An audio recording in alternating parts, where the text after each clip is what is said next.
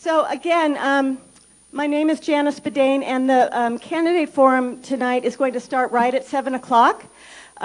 Prior to that, most of you know, because you're clearly civically engaged people, that we are going to be changing the way that we vote in Nevada County coming this election. The elections office is working diligently to get the word out, and everybody's going to be receiving a lot of information in your mailbox about the new way of voting. I am up here with Brian Snyder from Freed, with the Center for Independent Living, and we are part of a coalition between Freed, League of Women Voters, the Tahoe Truckee Family Resource Center, and the Sierra Fund to try and facilitate information getting out to our population in Nevada County in conjunction with the elections office. Our primary targets are the community of people with disabilities, older adults, and our Spanish-speaking community. We have put together a PSA that is going to be broadcast in many ways throughout Nevada County, and we're going to show that to you tonight. It's the premiere of our PSA, and we really have Brian mostly to thank for that, as well as NCTV. So what we're going to do is just show you this. It's a 6-minute video, and it explains the Voters' Choice Act. And then Brian and I are going to answer any questions that you have. But it's a short presentation. This is a broad stroke. We are just trying to sort of familiarize you with what our voting is going to look like in this election. So, Stephanie, could you run that? Hello, good people of Nevada County. Due to the Voters' Choice Act, we have some big changes coming to Nevada County elections in 2018. Those changes include when, where, and how you vote. They also include accessibility for older adults, people with disabilities, personas que hablan español y otros idiomas. All registered voters will receive their ballot in the mail weeks before the election. You have 3 choices of how to vote. First, you can vote by mail. You can mail your completed ballot as soon as you receive it. Your next choice is to drop off your ballot at a designated county drop box. Drop your completed ballot off at a secure and clearly marked drop box that will be located in accessible locations throughout Nevada County. Your third choice is to go to any vote center and vote in person. These vote centers will resemble a traditional polling place but will offer voters more options. For example, people that are blind, like myself, can use an accessible voting machine at any vote center in Nevada County. Now, these accessible voting machines have screen reading technology in both English and En español. People with low vision may also request an accessible ballot from the Nevada County Elections Office. Now, all you have to do is request an accessible ballot. They will email you the ballot. You can complete it on your computer or print it out and complete it that way. After you're done, mail it back via U.S. mail or drop it off at any vote center. The choice is yours. And if you have any questions regarding accessible voting, please call area code 530-265-1298. That's 530-265-1298. Y cada centro de votación tendrá boletas en diferentes idiomas. Y si tiene alguna pregunta, puede llamar al secretario del Estado al 1-800-232-VOTA o al 1-800-232-8632. Well, call me old-fashioned, but I like the idea of meeting up with my fellow citizens at one of the local vote centers when I vote. It kind of gives me the feeling of celebrating the democratic process. Anna, tell me where some of these local vote centers are in Nevada County and how many days they're open. And I probably wouldn't mind hearing where those Dropbox locations are as well. Absolutely, Gene. In Grass Valley, there's a vote center open for 4 days that's located at the Gold Miners Inn, Room E at 121 Bank Street. Also open for 4 days is the vote center located at the Best Western Gold Country Inn Conference Room at 1012 Sutton Way. A drop box is located in Grass Valley and open during standard business hours and is located at the SPD Market at 129 West McKnight Way. Another drop box in Grass Valley is also open during business hours and is located at the Save Mart at 12054 Nevada City Highway. What about the boat centers in Penn Valley? In Penn Valley, open for 4 days, is the boat center at the Penn Valley Fire Protection District Station 43 on 10513 Spenceville Road. The Penn Valley Dropbox location is at the Holiday Market at 11324 Pleasant Valley Road. Hey, what's happening in Nevada City? In Nevada City, we have a boat center open for 11 days at the Nevada County Elections Office located at 950 Maidu Avenue, Suite 210. There is also a 24-hour Dropbox in the parking lot of the Eric Rood Administrative Center at 950 Maidu Avenue. What about South County, Anna? You can't forget about South County. Easy, Gene. In South County, there is a 4-day boat center at the Higgins Lions Community Center at 22490 East Hacienda Drive in Grass Valley. The Dropbox location is at the Holiday Market on 10952 Comby Road, Unit 12 in Auburn. ¿Y qué pasa en Truckee? And finally, Truckee. Open for 11 days is the Boat Center at Town Hall Truckee in the East Wing Conference Room on 10183 Truckee Airport Road. Open for 4 days is the Boat Center at the Truckee Family Resource Center located at 11695 Donner Pass Road. The 24-hour Dropbox location is at the Truckee Town Hall at 10183 Truckee Airport Road as well. And finally, the last Dropbox is at the Save Mart at 11399 Deerfield Drive. Dang it, I forgot to register to vote. No worries, Gene. With same-day voter registration, you can register to vote and vote all at the same day at any one of Nevada County's vote centers. Es la ley del voto flexible. Those are the big changes to elections in 2018.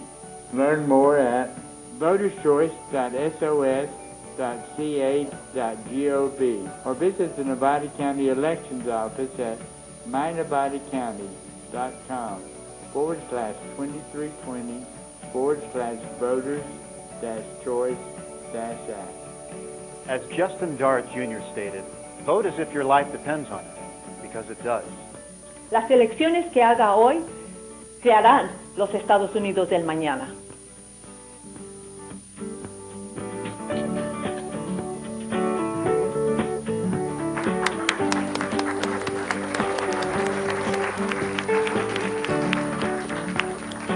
Thank you. Thank you very much. So we'd like to open up the floor to questions. Does anybody has any questions with what you saw, or you have any questions about the Voters' Choice Act? Please raise your hand and speak. I can't see you, by the way, so somebody else is going to have to.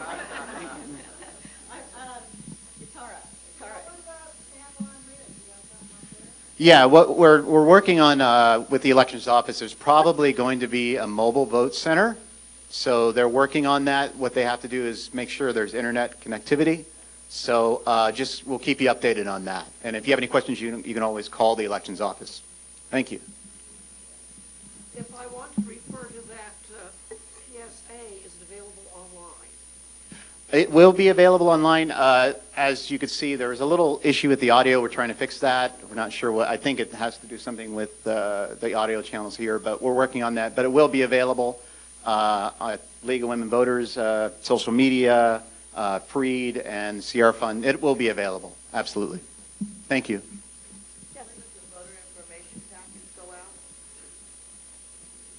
I'm not sure when they're going out, but they're going out a couple of weeks before ballots go out. Ballots will be mailed out on May the 7th, and then you have until June the 5th to get your ballots back in. So so there's going to be information coming before your ballots, and then there will also be information coming with your ballots.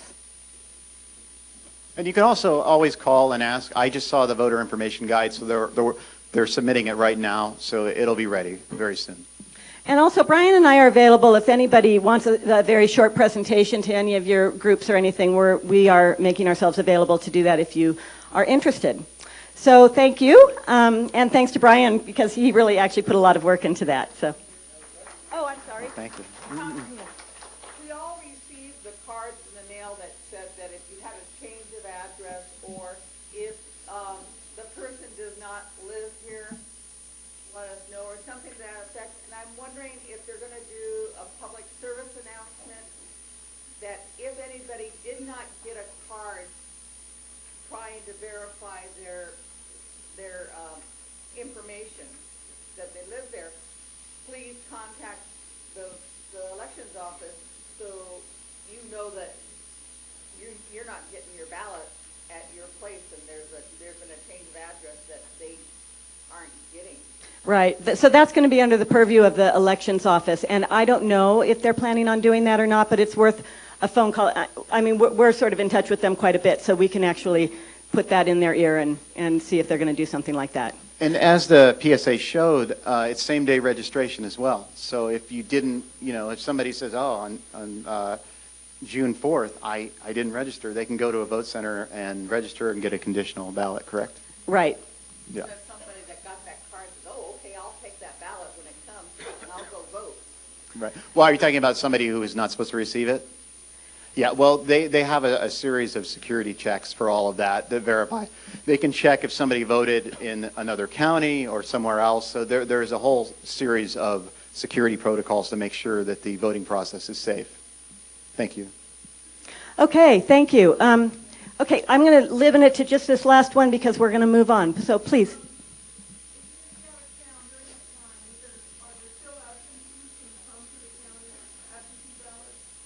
So you are going to be gone from May 7th through June 5th. Possible. I would call the elections office. You'll need to find out about that. I wouldn't be sure about how to answer that question. Yeah. Okay, so I'm going to ask that, thank you, Brian, I appreciate that, and thank you, all of our candidates are already up here. I was going to encourage you to stand up while I said a few things. We have obviously a full house. Our sound system is supposed to be working out in the lobby. Ben, is it? Not working out in the lobby. So, one of the things I'm going to mention to our candidates, please make sure that you speak very clearly into your microphones.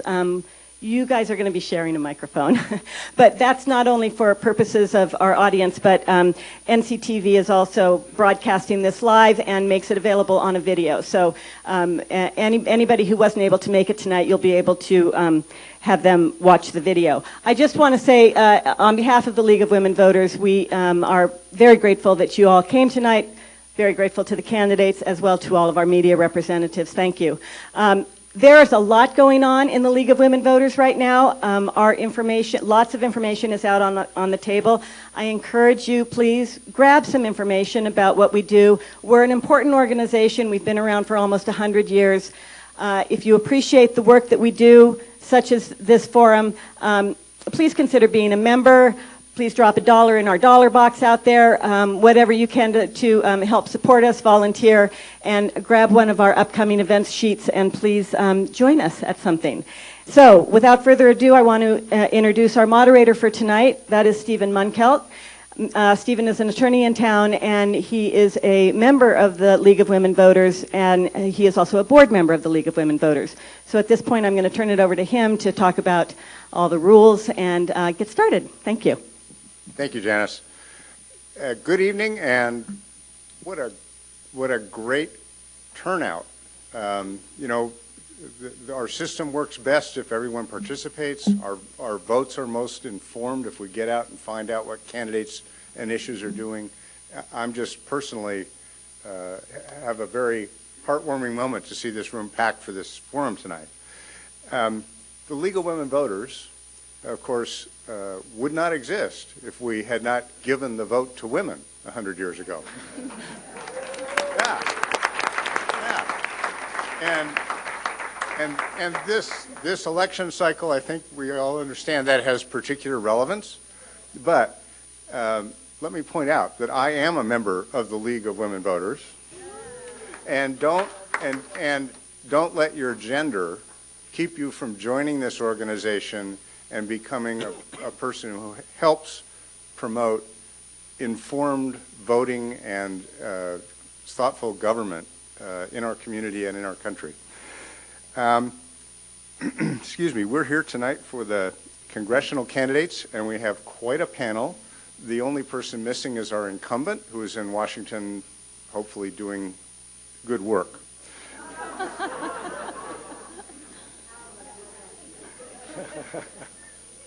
The candidates we have here tonight are Gregory Cheadle, Audrey Denny, Louis Elbinger, Jessica Holcomb, David Peterson, and Marty Walters.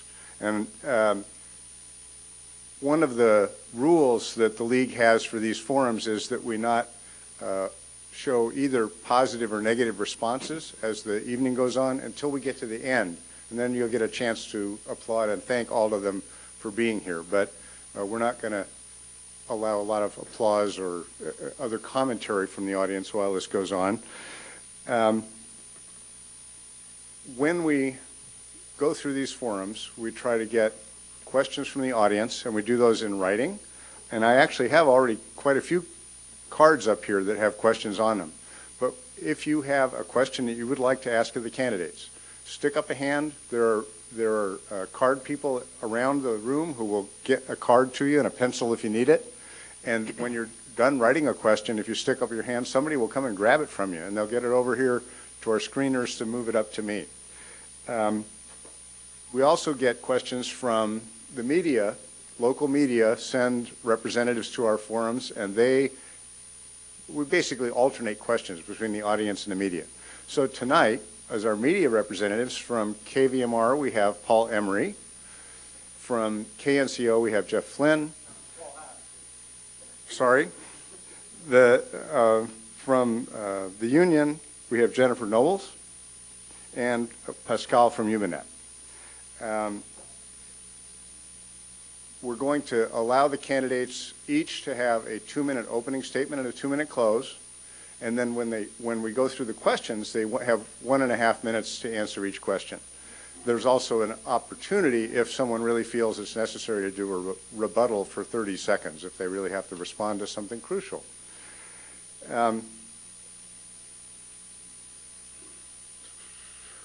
Okay, I think I checked off the list there. Now,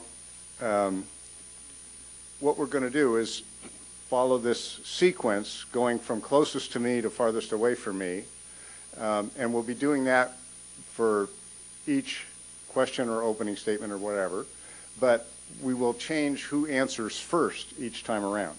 So Mr. Cheadle will be doing the first opening statement, and we'll work our way around to Ms. Walters. Then Ms. Denny will be doing the first answer to a question, and then we'll move on to Mr. Elbinger to go first, so everybody gets priority and everybody has the end of the bus at one time or another. Okay? So, 2 minutes each, opening statements. Mr. Cheadle. Hi, I'm Gregory Cheadle. When Trump came to Reading, I was catapulted into infamy when, according to all media accounts, he looked over the audience and saw me and said, "There's my African American."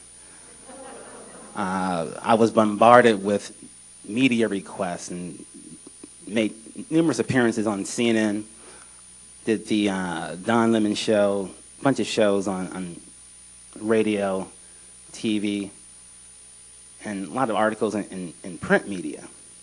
The thing is, I could have had far more fame and even some fortune had I compromised principle and said what the media wanted me to say, rather than compromise on principle. I chose not to say the things that the media wanted me to say. And that's what we need in Congress right now. We need people who are willing to take a stand, no matter the inducements of fame and fortune.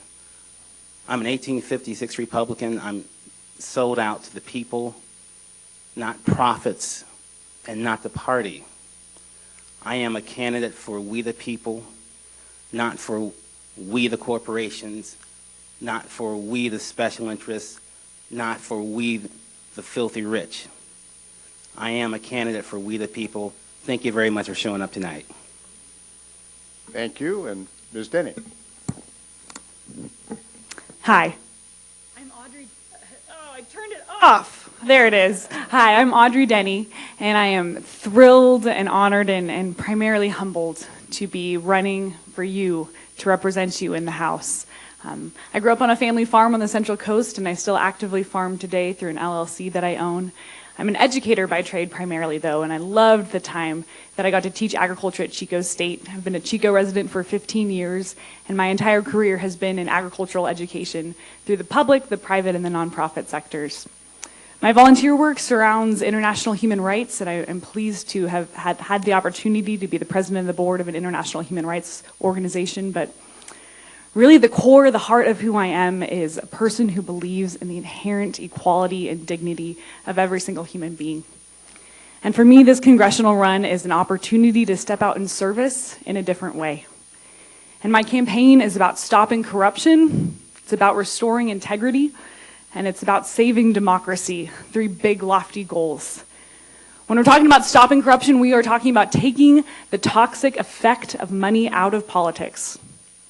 When we're talking about restoring integrity, we're talking about electing a representative who will vote for you and your best interests every single time, full stop. And when we are talking about saving democracy, we're talking about bringing our society back from the edges of polarization to find that spot in the middle where we have shared common values, and to remind us that no matter our affiliation, there is more that unites us than divides us. And together, when we come together around that, we can create a better future for our North State. Thanks for having me tonight. Thank you. And Mr. Elbinger. My name is Louis Elbinger, and I'm the Green Party candidate for the office of U.S. Representative for the 1st Congressional District of California. My candidacy exists to provide choice and voice for the progressive Bernie Sanders movement. Bernie Sanders, I'm one of the almost 50,000 people in this congressional district who voted for Bernie Sanders in 2016. Bernie Sanders won 10 of the 11 counties in this congressional district, and those people are not represented in Congress. Realizing this, I expected someone would step forth to represent this, the progressive Bernie Sanders movement, and no one did. It finally dawned on me that if I did not do so, it would not be done. So who am I? I'm a retired Foreign Service officer with 28 years of experience in the U.S. Department of State, having served in 16 assignments in 9 different countries. I'm an experienced diplomat. I'm a grandfather. I'm a wise elder. I'm a conscious evolutionary, a conscious activist. I'm a bridge between empire and earth community. I'm a visionary leader. I'm not a Democrat, I'm not a Republican, I'm not a conservative, I'm not a liberal. I'm not an extremist, and I'm not an ideologue. I'm simply a human being who wants to leave this planet a little bit better than he found it. I stand with the progressive Bernie Sanders movement, and I stand with you as we all strive to create what economist Charles Eisenstein calls the more beautiful world our hearts know is possible. Thank you for your vote. Thank you. And Ms. Holcomb. I'm Jessica Holcomb, and I'm running for Congress in our beautiful District 1. And it's high time that we have a representative in office that actually listens to you and not his special interests. It's high time that we have someone who is ready to fight for Medicare for all, who is ready to fight to close the gap of wealth inequality, who is ready to fight to protect our environment and to actually make sure that small businesses in rural communities can succeed. And that change is going to come in November of 2018. It's not about partisan politics anymore. It's about what's right and wrong. And I know what so many people in this district have struggled with. Because growing up, I was the oldest of 7 kids, and at times we were homeless and without health insurance. At one point, we were even living out of our van. If you've seen one of the old Cheech and Chong movies, Up in Smoke, you'll get the idea. And without health insurance, my mom and sister went to a doctor's office. She had a bad ear infection, and the doctor wouldn't treat her. My sister lost hearing in that ear. How can we allow our citizens and the children in this nation not to get the health care we need, just to cater to the lobbying power of the insurance corporations? just to cater to those special interest groups. I am here because I will fight for you. Vincent, my wonderful husband who's here with me tonight, we're ready to give up our peaceful life in Northern Auburn and my practice as an attorney so that I can serve you and that you will have someone in Congress who will actually hear your voice. Thank you so much. Thank you. And Mr. Peterson. Thank you. I'm David Peterson, the extreme progressive Democrat in this race. Thank you all for coming. Fantastic turnout. We're all gathered here in collusion to replace LaMalfa. Appreciate that. I want to thank our hosts, League of Women Voters. Very much appreciate this forum and opportunity to speak. And to the media, appreciate you guys coming out and sharing this forum with all those who couldn't make it tonight. I want to thank my fellow candidates. This is a very tremendously difficult effort running for Congress, and it takes huge heart, and it's a very honorable effort. So I appreciate you guys putting it in. It's valuable to all of us, no doubt about it.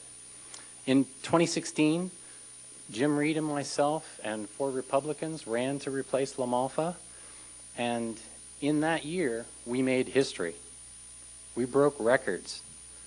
For the first time ever, more people in this district voted to replace LaMalfa than ever before. 59% of us voted to replace him. That's fantastic, and that lets you know that people are thinking, we can do better. Unfortunately, the day after the election, Jim Reed looks to me and he says, I don't need you and I don't need your progressive supporters. And he looked to the Republicans and said, I don't need you and I don't need your progressive supporters. That was a mistake, and I'm hoping that we candidates won't make that same mistake. I hope that we take advantage of each other and work together going forward after this election. It's important. Each of us alone, it's a huge challenge to replace LaMalfa. But if we work together and combine our resources, we can win. Thank you. Thank you. And Ms. Walters. Let's see if I can get this in front of me. Good evening. My name is Marty Walters, and I live in Quincy, California, up in Plumas County. And I'm really running in this race to represent that rural voice. We live in a district that is 99.1% rural and 0.9% urban land. And it's time for us to have a voice as the rural citizens of this district. Our landscape is really dominated by forestry and agriculture, but we don't all work in that area, do we? How many people in this room today work in forestry and agriculture? We have a few. And, you know, that's the thing about our district that's particularly a challenge, is that we have been in a situation where our biggest industries of timber and mining and agriculture have employed fewer and fewer people over time. And as a result, you know, most of us have moved into other kinds of fields, or we have different kinds of people that live here. We need to have representation in Congress that goes far beyond just the landscape, but also addresses the people of this district. And the people of this district have been feeling left behind. We need to appeal to our families and our retirees and all the folks that live here that need to have those basic services. So I'm running as a candidate who is a hazardous waste specialist, been working as an environmental scientist for 30 years, and I'm also in the finance area, and I'm running to really restart our economy in this region and restart it with an industry that will mitigate our climate change, will bring back much improved in the new era of forestry and timber, and create jobs that we can actually live on and raise families on in this region. And I think that's our future going forward. And my time's up. Thank you. And we're going to kick it off with questions from the media, and as has been happening time after time for a long time now, Paul Emery gets the first question.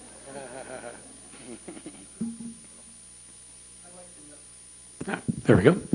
I'd like to know what your interpretation of the Second Amendment is, and whether we need additional federal laws for gun control. Ms. Denny, you get the first answer on that. The first answer, coming in hot. All right, thank you so much for the question. Yes, we do need additional federal legislation. California has the strictest gun safety laws in the nation, and I'm proud to live here. And from 1993 to 2006, according to the Brady campaign, gun violence in our state dropped by 56% as a result of those tough gun safety legislations. As your representative in Washington, I will fight to make sure that until we can get the other states to up their standards to be equal or surpass ours in gun safety, that we can close some of the loopholes that are existing at the national level. Making sure that we close the gun show loophole, making sure that we ban bump stocks, binary triggers, high-capacity magazines, and military-grade weapons that regular, normal civilians don't need in our daily lives. And doing expanded, excuse me, whew, you're all looking at me super intensely and you're making me nervous. Expanding and further fixing the federal background check system are all things that I would advocate for on a federal level to make sure that we have a comprehensive policy until we can bring other states up to our level. Thanks for the question. I did want to know your interpretation of the Second Amendment. Yeah, I do believe that farmers, ranchers, and sportsmen and women, sports enthusiasts, have the right to bear arms and have the right to safely and responsibly use firearms. I grew up in a family that safely and responsibly used firearms to protect our livestock and our crops. That's the time's up signal. Mr. Elbinger. Thank you. The Second Amendment talks about a well-regulated militia. And it was written at a time when they had muskets, I believe. I've read that there was a beginning of a machine gun, but it wouldn't be something that we would be impressed by today. I like what Bernie Sanders had to say about this. He said that we need to distinguish between rural areas and urban areas. One size does not fit all. We've seen that a lot in legislation. So we would have to look at we have to craft a solution that would address the differences between the problems in rural and urban areas. As to both Jessica and Gregory and I were at the Never Again rally in Chico last Saturday, and we heard from the students who have a lot to say on this issue, and there was a lot of agreement between both the audience and the panel on that issue.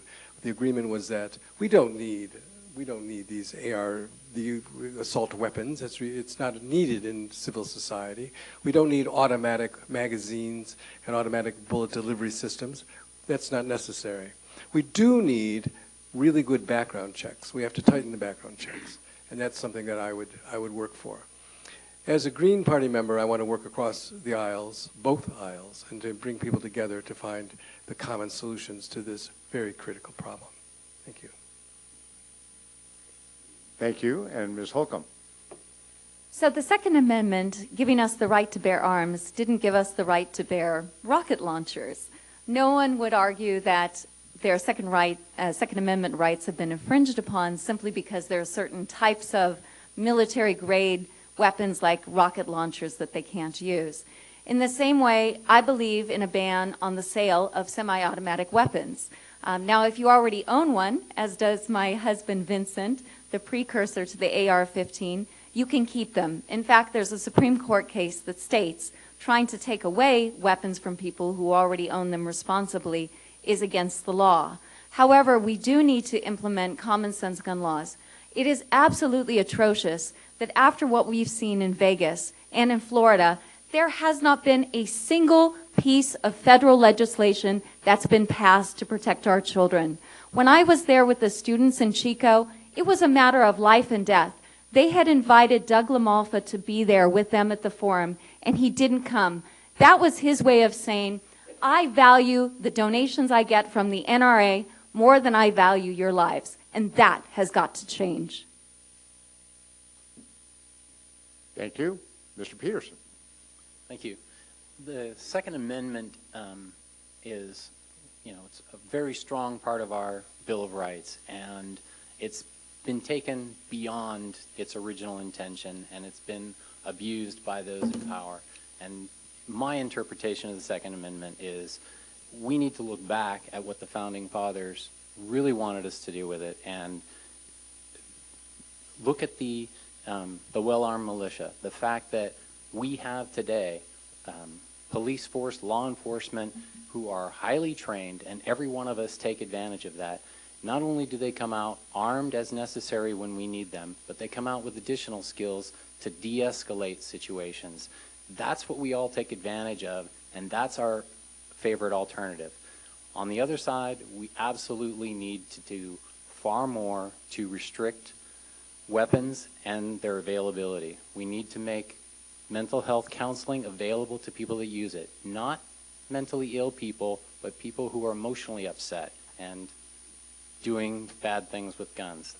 That's a differentiation point completely. Thank you. Thank you. And Ms. Walter. So the Second Amendment has been interpreted by the Supreme Court in a bunch of different ways. And in fact, that's really what counts.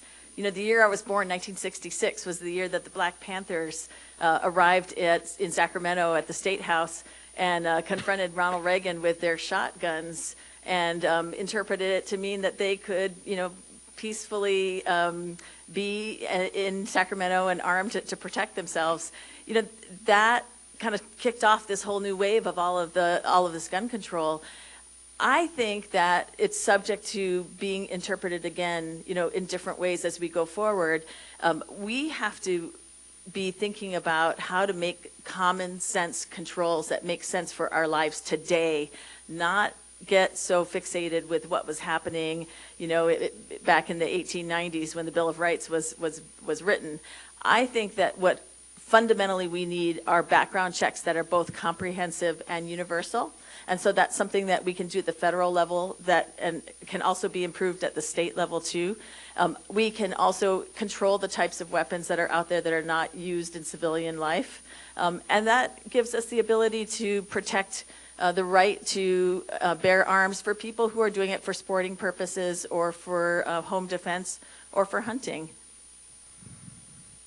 Thank you. And Mr. Cheadle. You know, I don't have a warm and fuzzy feel about government.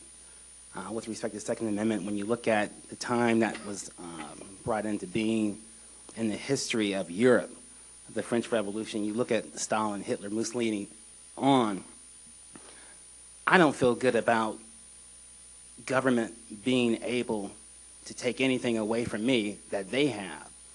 When we talk about gun laws, the first gun laws were targeted against blacks because whites were afraid that blacks would have guns and would kill them because of slavery. And so you come back to today where we have Black Lives Matter versus the Parkland. Whenever blacks talk about gun control, we're silent. Whenever whites talk about all of a sudden, you know, oh, we have to do this, we have to do that, and the other. But with respect to the Second Amendment and the implementation of any legislation that would curb assault rifles, so forth and so on, will Congress people exempt themselves from that? Will movie stars exempt themselves from that? Will politicians exempt themselves from that? We tend to have a government that will put laws upon the people, but not upon themselves. Thank you. And now we get the first question from the audience, and it'll go to Mr. Elbinger as the first responder. So, we all know Congress is as divided as it has been in years. What type of experience do you have, number one, to help navigate the divisiveness, and number two, to bring people of different opinions together to talk with thoughtfulness and a willingness to see common interest? Great question. I like that. I have 28 years of experience in the Foreign Service as a diplomat, and it's been varied. It's been all over the world, but especially interesting, relevant to this question is conflict resolution. I taught a course at the U.S. Army Command and General Staff College called The Diplomatic Instrument of Power. And in order to teach at the U.S. Army Command and General Staff College, you have to take a course on how to teach there. They don't let anyone walk in and start teaching. And it was curious to me, and I was delighted to learn that course emphasized critical thinking, and I was glad to hear that at the highest levels of our military, critical thinking is not just discussed but promoted, and the elements of critical thinking are taught with a great deal of seriousness and attention. I served as the Deputy Political Advisor to General Petraeus in Central Command, at MacDill Air Force Base, and I served as the acting political advisor to General Mattis at Central Command. General Mattis, you know, is now our Secretary of Defense. So it's a matter of my skills in conflict resolution, my skills in having the interface between the State Department and the Defense Department, and my skills in understanding how the government works. I will not be going to Washington. When I'm elected, I would be going back to Washington, and I have an understanding of how it works. So thank you very much. Thank you. And Ms. Holcomb. So in my practice of law for over 10 years, you're always dealing with opposing parties, particularly in litigation. But even in transaction work, when you're working on a contract, there's always somebody on the other side who wants something different. And I've always been able to find a way to discuss with that party in a non-confrontational matter of how we can find common ground and actually reach a solution. So that's something that I do day to day in my work as an attorney. Also, I've realized that if you launch an attack on the person and not try to go to the very core of the issue that you're trying to resolve, they tend to become defensive. And so in my practice of law, in working with opposing parties, we talk with them about what is it that's their real objective and what is it that we're trying to accomplish. And we find a way to be able to meet in the middle, and that's how you get legislation passed. Thank you. Thank you. And Mr. Peterson. Thank you. I've been a legislative advocate for 15 years, and TPP, net neutrality, the Affordable Care Act, and many more. Typically, incumbents in Congress, they don't respond unless you make it an election issue. Thus, I've challenged many incumbents in their seats and unseated quite a few. That's important. That's the direction to go. Bringing together, I don't know. I challenge the establishment Republicans. I challenge the establishment Democrats. Both of them do things wrong, and we can do a lot better. Typically, the road to success is using the language that means a lot to the conservatives, but pursuing progressive values in the delivery of the legislation. So I have a very aggressive legislative agenda. It's very progressive, and it works well. It sells well. The conservatives look at it and they go, "Are you kidding? This is what you're going to do for us?"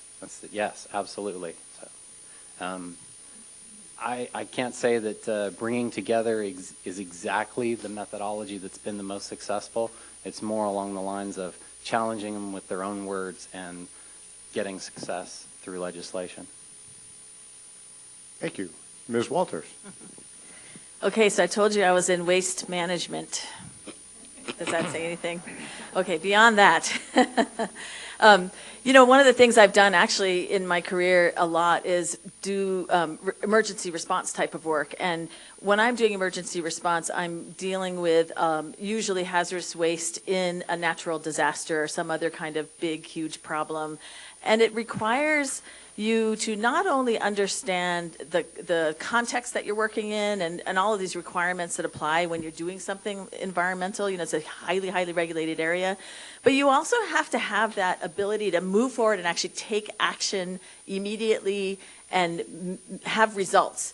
I was listening today to Jose Andre, the chef who went to Puerto Rico after the hurricane there, and you know, he sat in the room with FEMA and there was nothing really much being done, and he went out and got his buddies and they started cooking 1,000 meals the first day and then more meals the next day until they were doing 200,000 meals a day. You know, that's the kind of action that we need. I'm not waiting. You know, I'm running for office here in this district, but I'm also working on economic issues. I'm on the governor's task force right now for the timber industry to take down barriers that are keeping companies from being able to locate here. I do a lot of economic work within my own county in terms of economic development. I don't wait. I take action, and we see results, and that's the way I work. Thank you. Mr. Cheadle. You know, growing up in an era of segregation, to be where I am today, you don't get to this position by being narrow-minded, by having tunnel vision, by having a chip on your shoulder, if you will. And I'm thankful for all the freedoms and privileges that this country has allowed. And so when it comes to bringing people together. I'm not a mouthpiece for the Republican Party by no means. But when it comes to bringing people together, we come together on principle. The principles of fairness and justice. And even beyond that, I find that when you treat people respectfully, whether you agree with them or disagree, if you treat them respectfully, it's going to come back. I don't do shouting matches. People disagree with me all the time. Even everyone here disagrees with me, but, you know. But we get along, you know, and that's the way it ought to be, and that's the way I am. You know, you treat people with respect and you come together on principle. Thank you. And Ms. Denny. I'm so glad this question was asked, because in my mind there is nothing more important than finding a way to come together. I think that the polarization that we're seeing in our government, in our communities, in our families, is the biggest threat to democracy, how we know it. And for me, in my experience, in my lived experience, in my research, there are two key things that we can do to come together, to come off of this ledge. And the first one is, on every single issue that we're talking about, you should find that shared common value, that thing in the middle, that human thing that connects both sides. We were just talking about guns a second ago. What's the shared common value on the gun issue? It's the fact that nobody wants to see innocent lives taken at the hands of guns. That's something that we agree on. So when we start there, when we find that center point, that shared common value, we can make real change. I've experienced doing that through teaching courses on leadership at the university, through designing curriculum. But the most important part is recognizing the inherent dignity and honoring the experience of the other person. And that we do by how we approach things. Over the course of the 12 weeks of my campaign, I've been working with and talking to elected officials and constituents all across the district. And I've been able to find shared common ground and recognize the inherent dignity and equality of people that are different than me. And that's how I'm really good at being quiet. Did you see that? When time is up, time is up. Very good, thank you. And a point for the candidates, you know, with as many people going through these questions and the nature of the questions, if you find that when we get to you, you're not clear on what the question really was, let me know. I'll be happy to repeat it, or we'll have the media person repeat it, okay? So Paul Haas, I think that's the next media question. Okay. I'm in a unique position. I work with high school kids all day, and I get to be a reporter and a news person all night. And so tomorrow, when I go to school, and my 18-year-old students that are going to be able to vote in this next election, how do I sell you to them? And Ms. Holscomb, you get the first response. So I'm incredibly grateful that when I was getting ready to go to college, that we had federal financial aid. Because growing up in a family without money, I wouldn't have had an opportunity to bridge that gap between poverty and being able to make a better life for myself or for my brothers and sisters. But that bridge is starting to collapse. We're starting to see a lack of funding for key programs for university students, for vocational training. Students are coming out of universities with crippling debt.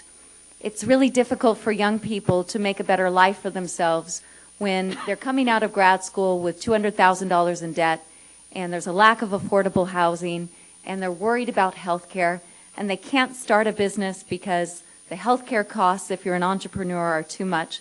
All of these things are holding young people back.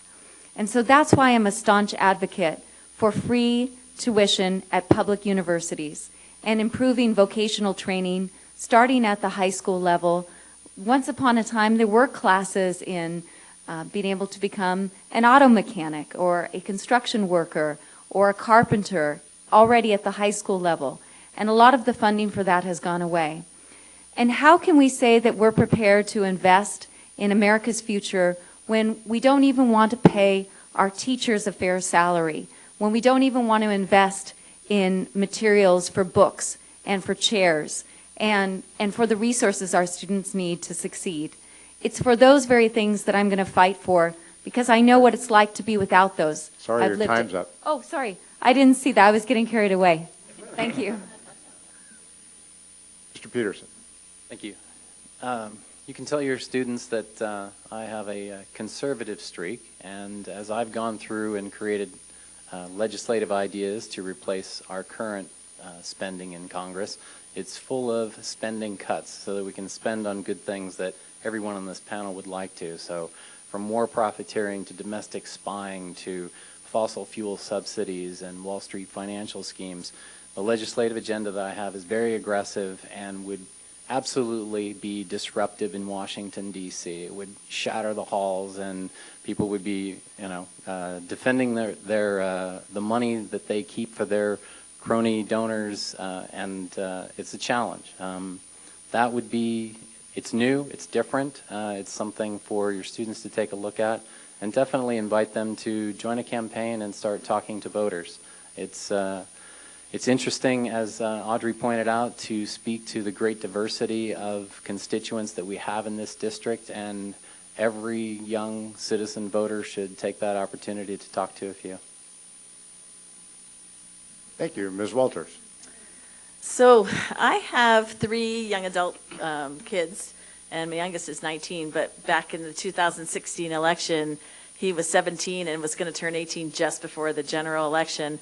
And during that whole campaign, he kept encouraging me to think about running for office. We were both taken aback by the negative nature of that campaign, particularly toward women.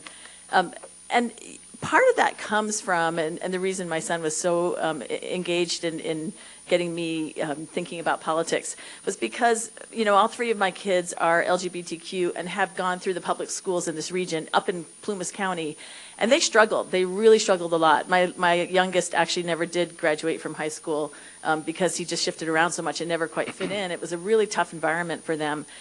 We finally this year got a diversity club in place in our Quincy High School in Plumas County, and it's a huge thing for us.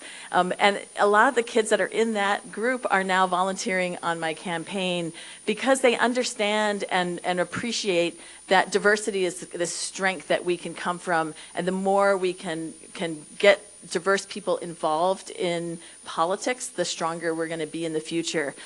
So that 17-year-old is now working full-time on my campaign, taking a year off after community college. And I've got these kids that are in the high school that come walk over 100 yards from the high school to my house to work on the campaign. Thank you. And Mr. Cheadle. Selling myself. I think that happens a lot in D.C. Thank you for getting that. I think that what you should tell your students is that that there is a candidate who practices what he preaches. I believe in campaign reform, and, I practice it. I don't take contributions from large corporations or special interests, not even from the party, because I want to represent we the people, not we the party.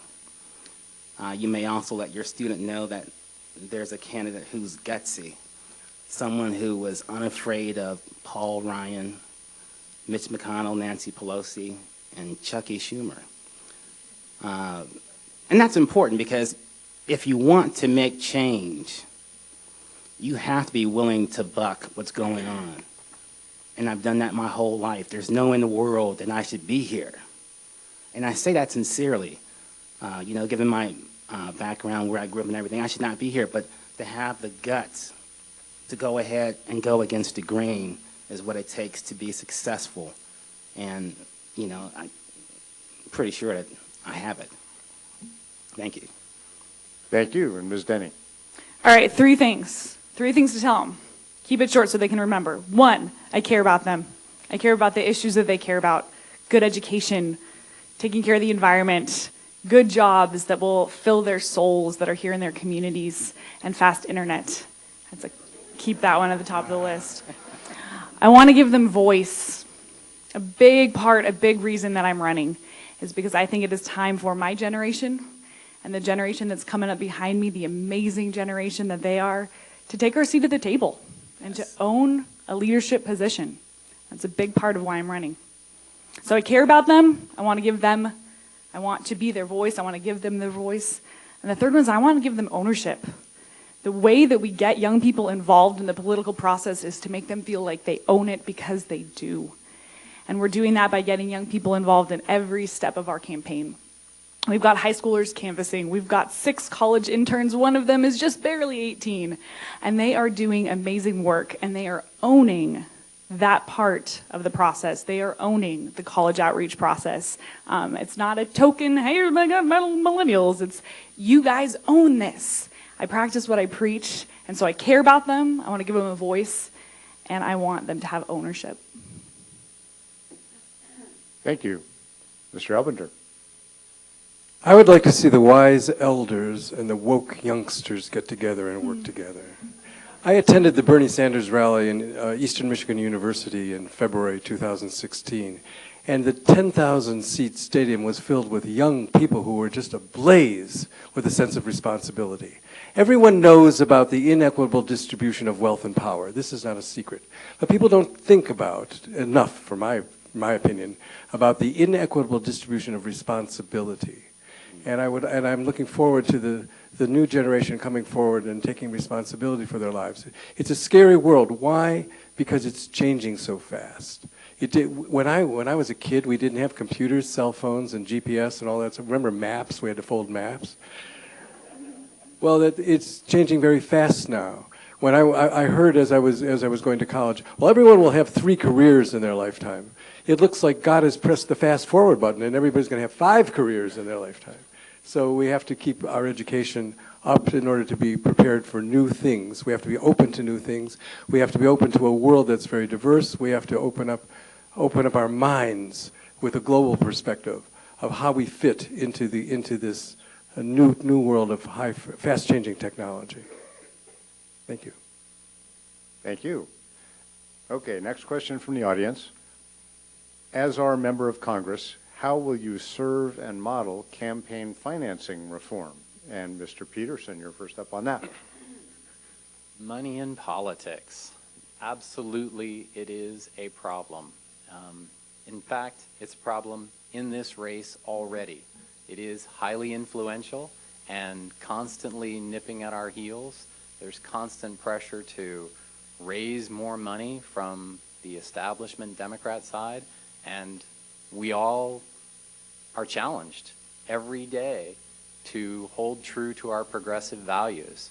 And I hold true to that as well. We absolutely should resist money in politics at every step. But the law of the land currently is unlimited money in campaigns. So the only defense we have is for the voters to vote against money in politics. And so I urge everyone, vote against money in politics. It's that important. We all need to do it. That's currently our only defense. Obviously, if I'm elected to Congress, I would do much, much more. But right now, I urge everyone, vote against money in politics at every opportunity in every race. Thank you. Ms. Walters. So I think it's a great thing to ask your candidates where their money comes from, because the way we campaign is the way we're going to work in Washington for you.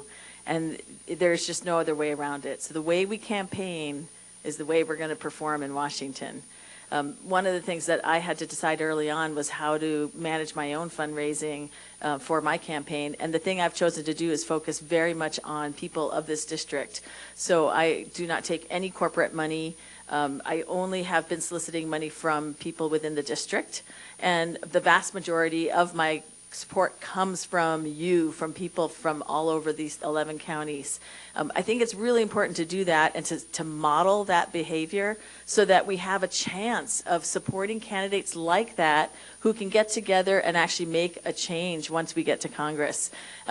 We cannot expect our candidates to turn their colors and change into something different once they get to Congress. We have to elect candidates that are willing to work on a limited budget and limited time, and to work with that. I am incredibly proud of my team. I have an all-volunteer campaign staff ranging from age 19 up to age 84, and these people have all put in a ton of their effort to get out and put on a campaign from little old Plumas County that can rival any of these guys from these great, big time towns.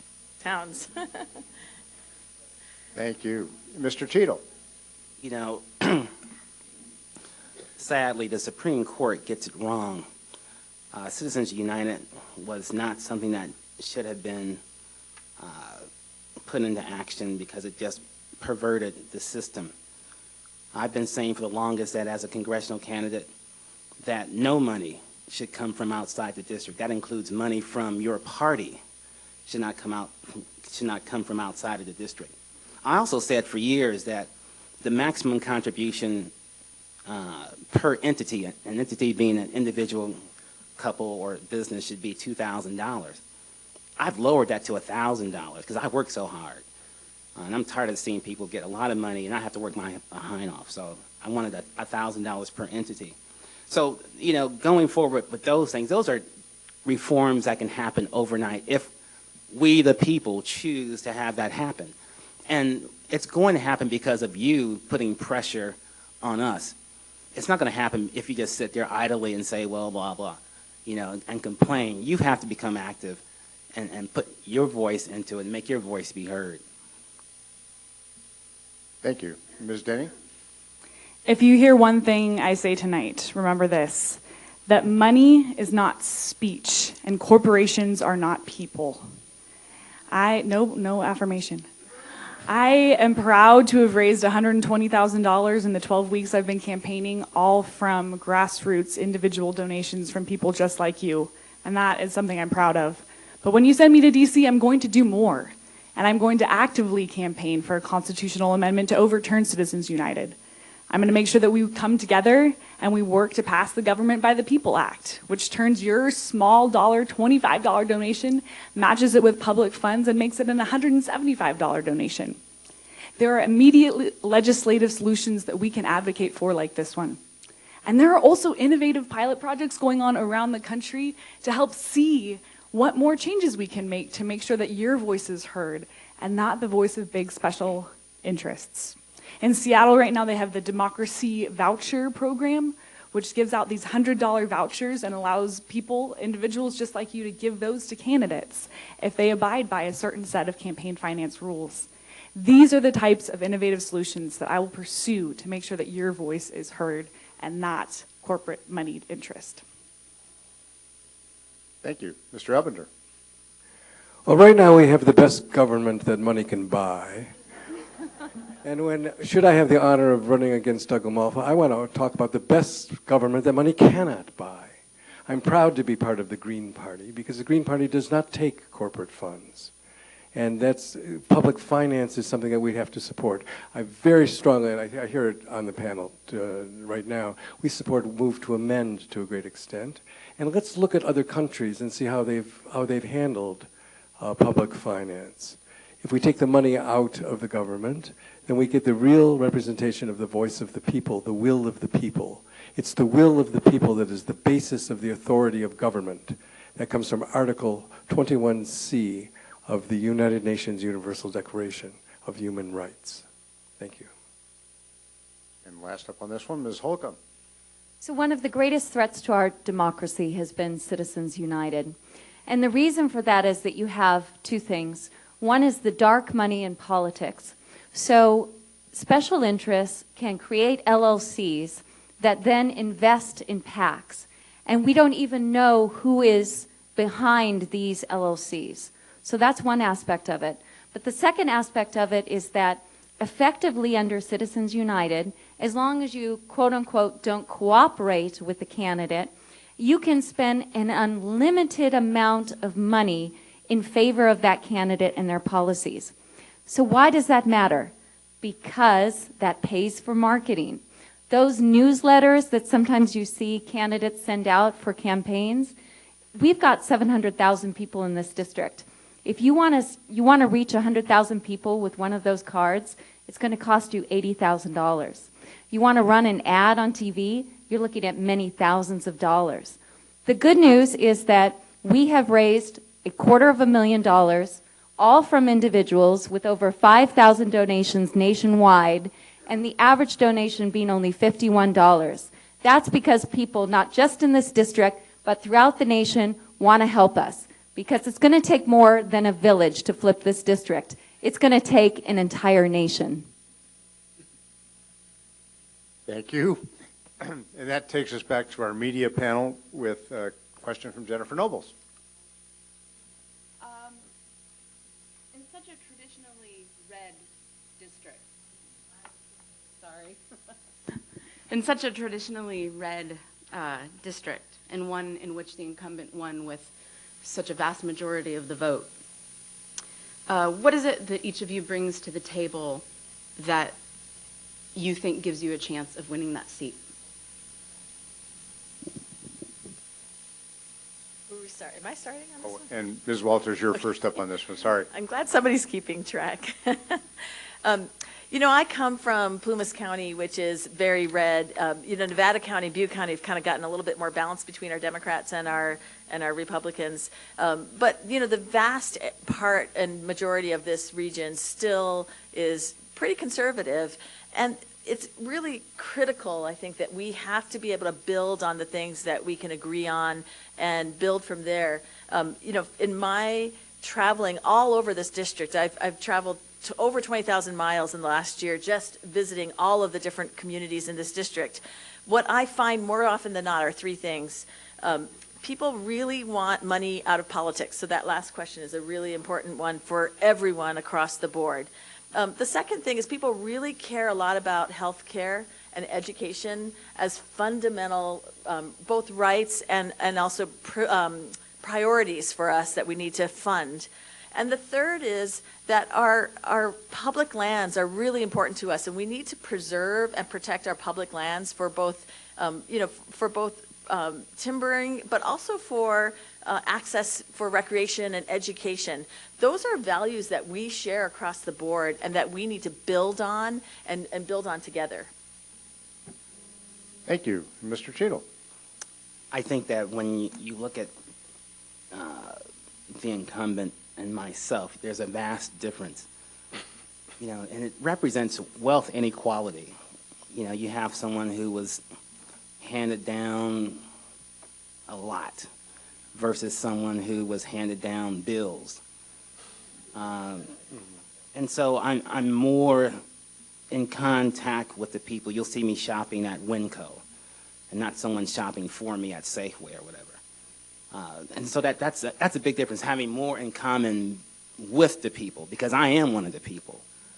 I don't live in a fancy house surrounded by protective barriers, let's put it that way. I don't have a farm or a business that I want to increase with respect to its profits by going to D.C. And that's huge because, you know, people are tired of people going to D.C., having their businesses benefited and having the subsidies, so forth and so on. So there's a vast difference, and so to be able to articulate the problems of the people who are not in the 1 or 0.001% is huge when it comes to this district and running in it, and I think that's going to make a huge difference. Thank you. Ms. Denny. So when I was 18, I registered to vote as a Republican. Grew up on a small family farm. We were conservative parents. That's what we did. I moved to El Salvador. I spent a year living in rural eastern El Salvador, and my heart and the way I view the world was transformed, and I'm proud to be a California Democrat. But I'm uniquely situated to build a broad enough coalition to win this seat and to win this seat in November. I've captured the energy of the left, part of our party, the progressive wing with Our Revolution, Chico endorsement. But I've also captured the hearts and minds of a lot of Republican leadership. I spent last weekend up in Modoc County. It was my first time spending any real time in Modoc County, and man, it was amazing. The people there faced some really unique challenges. And in my time there, I talked with elected officials, all Republican. It's the most Republican county in the state. Republican ranchers, Republican farmers, Republican opinion leaders, educators, medical professionals. And in sitting there and sharing with them and listening to them, I can understand their perspective and their concerns, because it used to be mine, that perspective. And in sitting and showing up with people where they are, you'll be amazed at the kind of support and the reaction that I'm getting. And all those people that I went with are actively campaigning for me and telling people about me now. So that's how we will build a broad enough coalition to oust Representative LaMalfa this November. Thank you, Mr. Elbinger. Well, the question is, what do I bring to the table to counteract the bias in this congressional district toward the Republican Party? And the answer is, I'm in the Green Party. That's what it's about. Green is the color in the center of the spectrum of visible light. It means balance, growth, abundance, healing, and nature. And I believe it's easier to flip a red district green than blue. Now, why would that be? Because it's not just about economics. I think that there's cultural bias here. There's an association, there's a religious association with one of the parties, and that religious association carries over into people's personal lives. A lot of what I call the third rail issues, like abortion and gun control and gay marriage, are sideshows that keep people divided and fighting while behind the scenes, wealth and power is being siphoned up to the top of society. This is what I and the Progressive Caucus in Congress want to tackle and to take on and to work on. Okay, when I get into Congress, the first thing I do is I join the Congressional Progressive Caucus, which works with Bernie Sanders' office. Thank you. Thank you, and Ms. Holcomb. So I think there's a perception among arch-conservative Republicans that if you have a Democrat in office, they're not going to be pro-business. But when I'm talking with conservatives, a lot of them realize you are pro-business. That's absolutely right. I believe very strongly in funding the Small Business Association to make sure that we have loans and grants for the small businesses in our district. I'm for the national legalization of cannabis to make sure that those growers in California don't find themselves stuck between state laws and federal laws and a potential conflict on a criminal level. I'm also strongly in favor of making sure that everyone has an opportunity to have access to the American dream. Because whether or not you're on the right or the left, I'm hearing from both sides that many people feel that their children and grandchildren are not going to have the same type of opportunities that they do. Many of their kids are graduating from college with debt. They can't find an affordable place to live. And these are all common values and challenges that we face. So it's no longer about left or right. It's about right and wrong and making sure that our reputation as the land of opportunity can actually be lived up to. Thank you. Mr. Peterson. Thank you. The Republican and conservative voters that I've been talking to are disillusioned. They didn't really expect this new level of kleptocracy from the administration, and they're ready for change. I share with them that I build financial systems for Fortune 500 companies that holds executives accountable. So when there is fraud, mismanagement, bad decisions, people get fired, and people are getting fired at the top. And voters are ready for exactly the same thing in Congress, who controls the purse strings and spends our money for their own personal interests instead of us. And they would like to have a lot more visibility to that, and they would like to be able to hold Congress accountable throughout the season, not just at election time. Thank you. And then we have another question from the audience, and this comes from our local Freed Center for Independent Living. With the House recently passing H.R. 620, the ADA Education and Reform Act, how would you ensure equal access and defend the rights of people with disabilities if the bill becomes a law? Please share specific examples. And the first was Mr. Cheadle for this. You know, I don't have the text in front of me for that bill. I will say this. not having read the bill, those with disabilities, matter of fact, I'll make it even more personal. We had a protest in Reading for more funding for people with disabilities. Yours truly was the only person in politics or in any office whatsoever out there protesting for these people. You know, if there's any segment of the population that needs protection and needs funding, it is those with disabilities, period. Thank you. Ms. Denny. You bet. I really, really hope that HR 620 does not pass. And when you send me to Washington, I'm going to make sure to advocate against this and all bills like it that are named with the exact opposite name than they actually are. So that's just a word from the wise. If it says that it is reforming it, it's trying to make it worse. And so the ADA Education and Reform Act is trying to allow businesses to basically scapegoat and skip around all of the amazing progresses, I keep making up words tonight, all the amazing progress that we have made in protecting Americans with disabilities. And one thing that you need to know about me is that the core of my legislative agenda that I would push for and the way that I would push for it is a human rights-based approach to creating a legislative agenda. I mentioned briefly in my opening statement my experience with the International Human Rights Organization, and that's really where I've gotten my governance experience and my perspective on governance. So I'll be pushing for a legislative agenda that upholds international human rights standards. Louis mentioned the Universal Declaration of Human Rights already tonight, and for me that is the goal. Those standards, those goals are the goal of a legislative agenda, but the process used to get there is equally important and must be guided by human rights principles of accountability, transparency, non-discrimination, participation, and rule of law. And so that is, as tie it back together before they put the sign down, disabilities, protecting those with disabilities is a human right. You did it, you did it. Thank you. Mr. Elbinger. Okay, my campaign has three central messages. Government with heart, vote your conscience, and building bridges.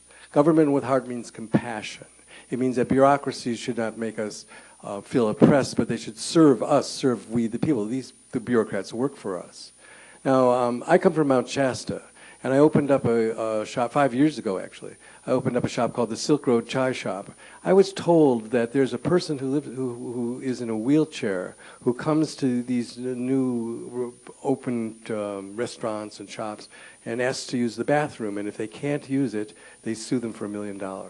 That was a chilling idea, and this may or may not be true. But I talked to disabilities advocates about this, and they said, Louis, we have to find workarounds so that small businesses can start without being burdened by thousands, tens of thousands of dollars of physical reconstruction of buildings, and solutions that will also satisfy the needs of those who have disabilities. I fully agree from compassion that we have to include. To love is to include. This is from Bucky Fuller. I studied with Buckminster Fuller when I was a kid.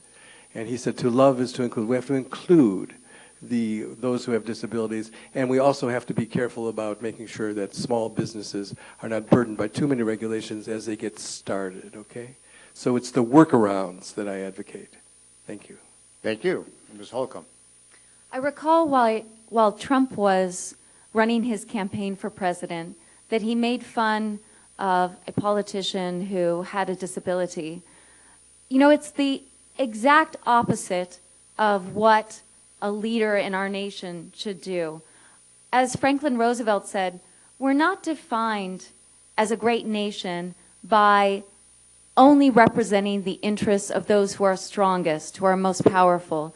It's by making sure that we're taking care of those who are also weak and the most vulnerable. That's what makes us a strong nation. And I'm particularly passionate about making sure that our public schools receive requisite funding to make sure that they have those programs available to help students with disabilities. I'm opposed to any type of federal funding for the privatization of charter schools and for the voucher system for private schools, because those schools can then select the students that they want to take into their schools, and leave any students with disabilities or any type of learning problem at the public schools for the public school teachers to deal with. We can't see that happen. We have to treat those with disabilities as equal citizens. Thank you. Mr. Peterson.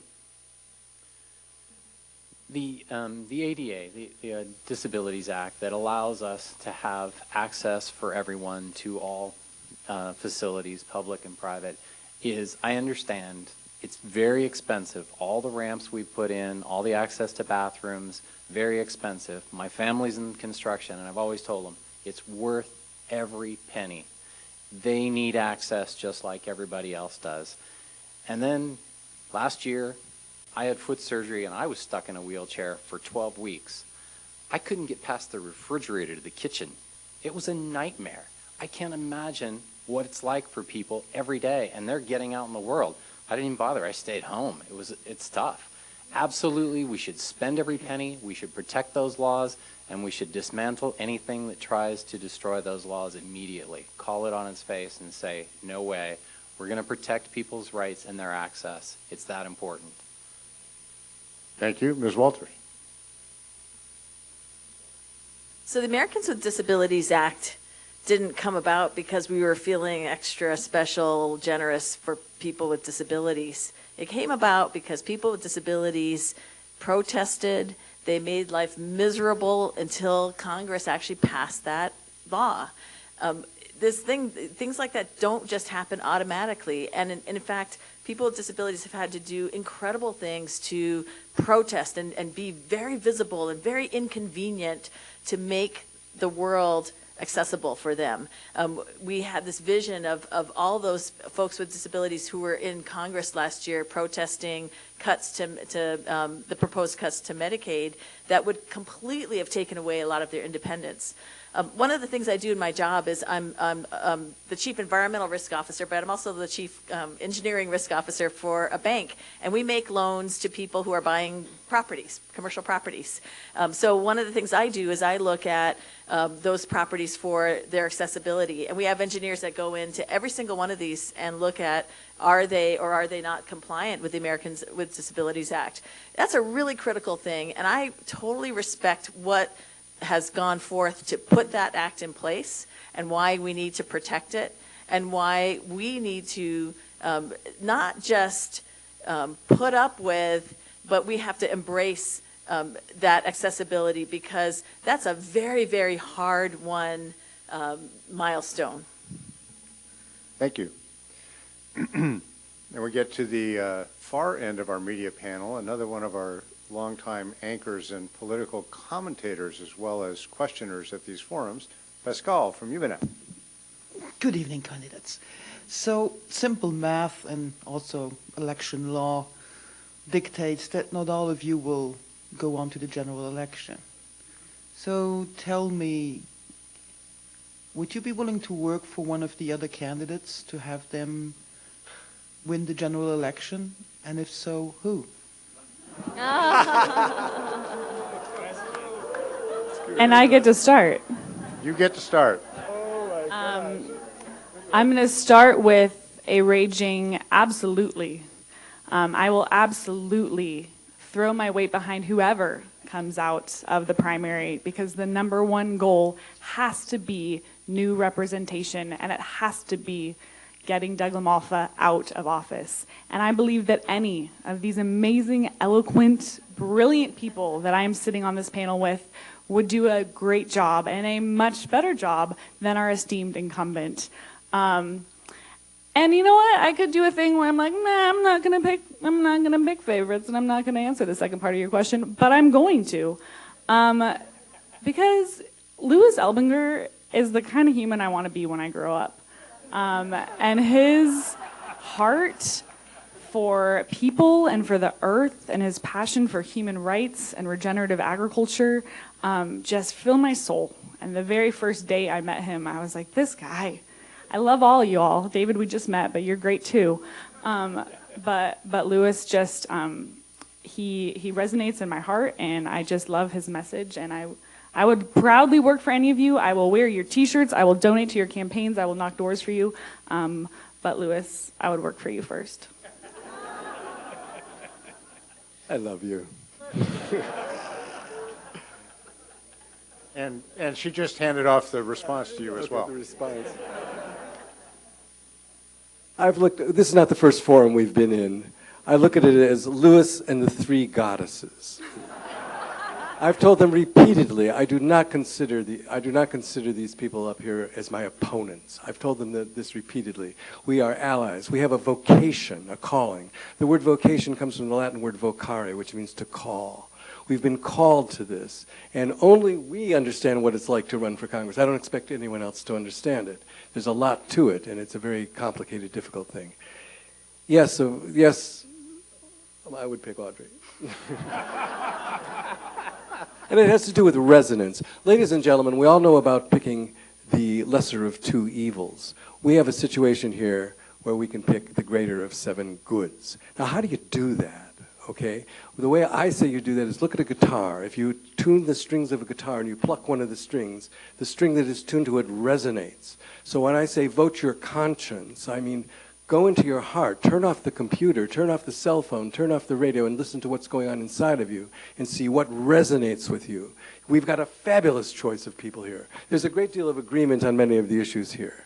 But the thing is, I want people to go inside, and if people do that, if they vote their conscience, I win no matter what happens on June 5th. Thank you. Ms. Holcomb. So if someone had told me 2 years ago you're going to be running for Congress, I think my eyes would have popped out of my head. I would have never thought that. But I'm running because I want to see Doug LaMalfa out. I remember attending his first town hall meeting in Oroville and thinking, I would gladly take a moderate Republican over Doug LaMalfa. So, of course, I will help the candidate that makes it to the general election defeat him. Absolutely. And I can't choose them because we don't know yet who that candidate will be. Mr. Peterson. Thank you. Thank you for the question. That was actually my opening remarks. The question is always best framed as how would you guys combine your campaigns? And that's really what it comes down to. When we join our campaigns and we work together, we bring forward our best ideas and we combine them together into the leading candidate and move forward. Absolutely, I will support whoever wins. And the toughest opportunity for this in history, just going back a ways, this is 2006. First, we ran Pete McCluskey. We pulled him out of retirement, a retired Congress member, to run against Pombo, an amazing crook. He wanted to sell off all the BLM lands. And then we ran McNerney against him, back in the days when we had regular primaries and that type of thing before the top two. The most difficult part was convincing Jerry McNerney, current Congress member, to accept the endorsement from Pete McCluskey. Pete McCluskey took 32% of the Republican vote in their primary, and Jerry wouldn't do it. It's like, come on, Jerry, you really need to accept this endorsement. He finally did. He won by 1%. He's been a Congress member ever since. So absolutely, I am encouraging all of my running mates that we combine our campaigns and move forward together. Thank you. Ms. Walters? So coming after David, actually, I have to say I completely disagree. I actually think that all of us up here are these individuals, strong individuals that have a particular concept of how we're running and a particular strategy for how we're running. I will absolutely support the Democrat that goes up against Doug LaMalfa in November. That's my number one priority, and I will vote for that person.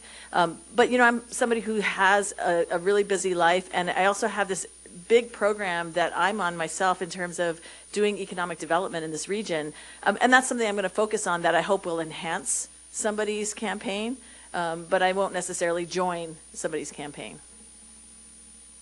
Thank you. Mr. Cheadle. You know, just for clarity, was that a two-part question? What was the first part? The first part was, would you be willing to work for one of your co-candidates? And if the answer is yes, who would it be? Okay, thank you. You know,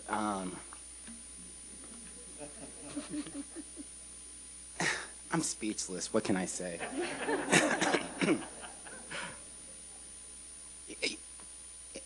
I have tremendous respect for everyone here, and I don't say that lightly. I have tremendous respect for everyone, and I shouldn't say that. I don't know Mr. Peterson, so I don't want to seem like I'm being political by lying. But anyway, assuming you're as good as you look, you know, this is really a great group, and this is a great problem to have in this district. It's a great problem. You know, and when I ran in 12, this is my fourth time running. When I ran in 12, I endorsed, as a Republican, I endorsed Jim Reed. So I have no problem crossing the aisle, because for me, it's all about getting the best person in. To look at these people and say which one, the only thing I don't want a Democrat LaMalfa. And so, you know, I don't want to be switching like this. So whoever wins, you know, we'll talk. That was good. That was good. I like that.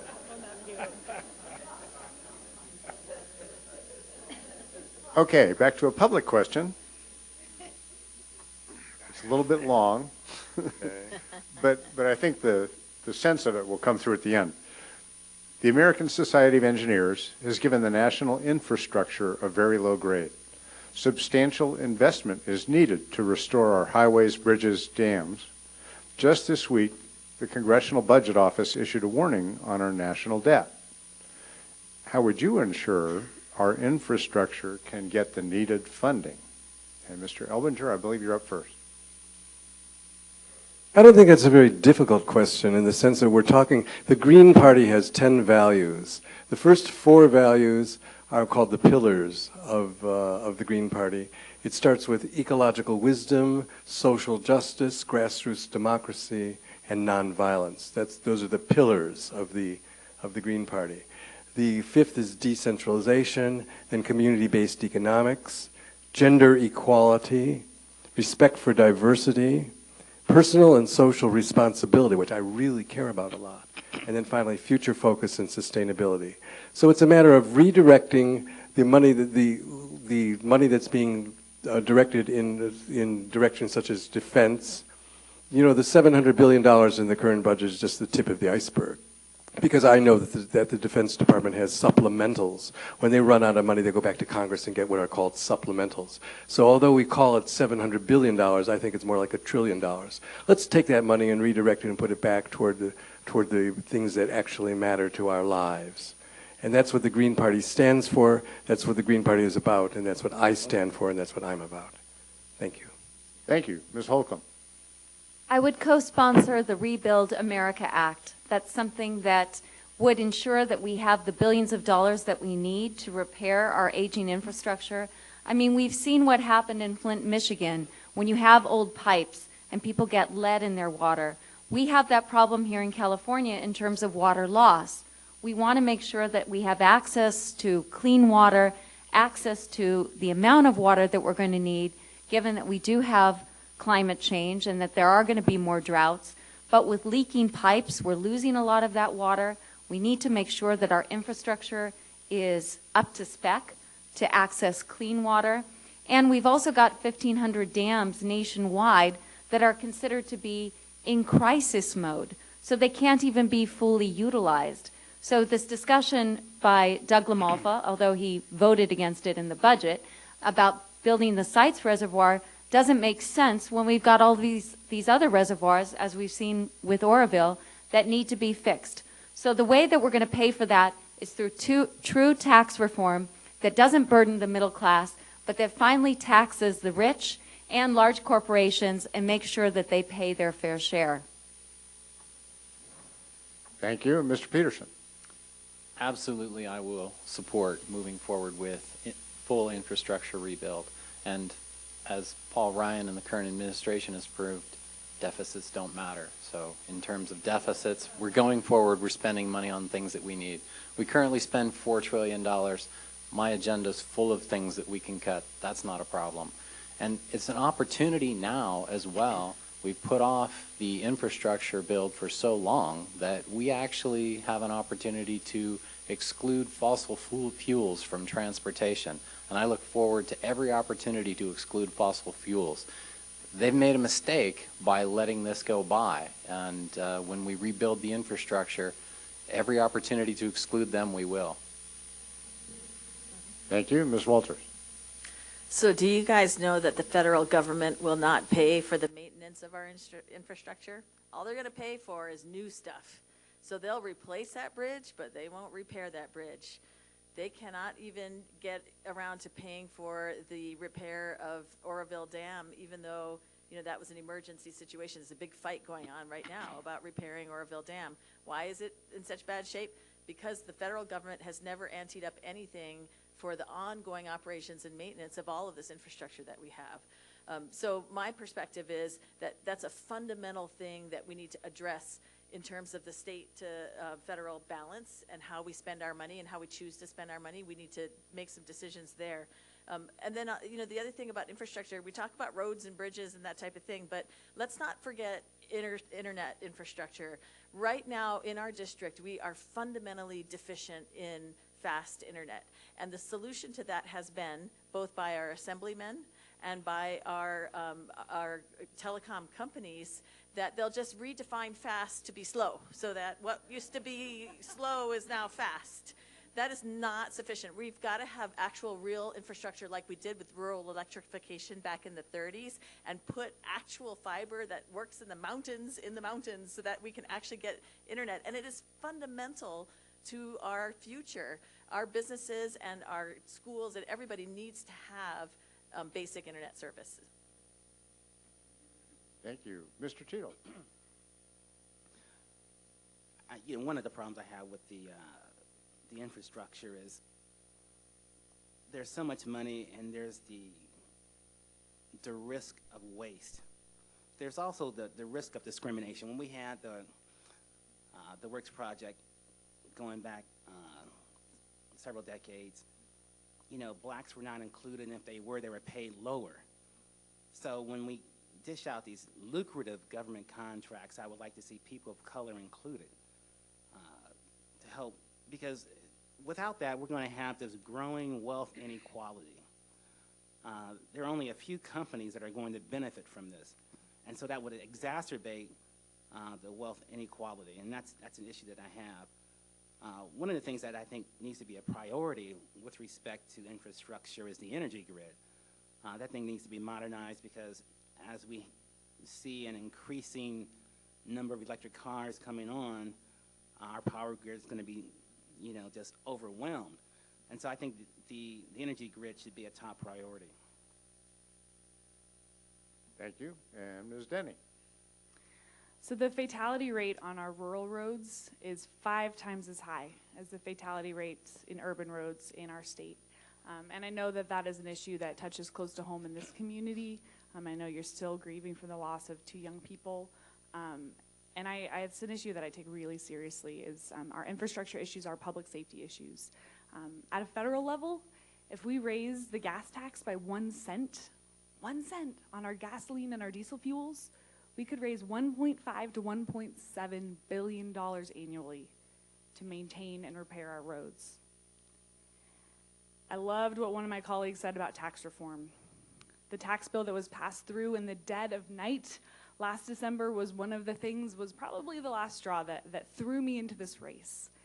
Because Republicans in Congress have turned our tax system on its head to take money from you, from middle and working class Americans, and give it to our corporations and the wealthiest among us.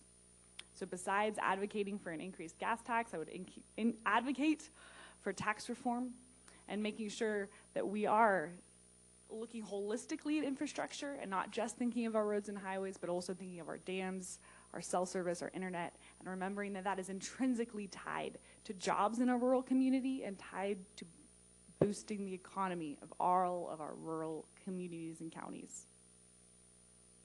Thank you. That gets us over to Mr. Emery's second question of the night. I'd like to ask you, if you are elected, you will have a lot of different opportunities to serve on committees. Could each of you express to us, based upon your personal experience and your interests, what two committees would you most like to be a member of if you are elected?